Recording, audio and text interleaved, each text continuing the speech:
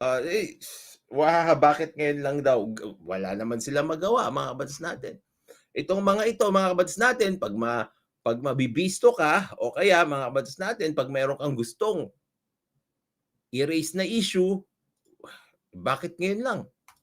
Tinutukan niya. Tinutukan niya. Pamimigay ng lupa, pati yung amnesty ng loan ng mga farmers, tinutukan niya. Kaya pala. 'Di Pero ba? Sasabihin mo lang tinutukan niya. na-praise niyo ba? Hanggang ngayon hindi niyo pa nakikita yung sinasabi yung notable achievements sa Pangulo kasi nga ayaw niyo tignan. Na-praise niyo ba yung sinasabi niya? Alam niyo, you don't go into public office to be praised.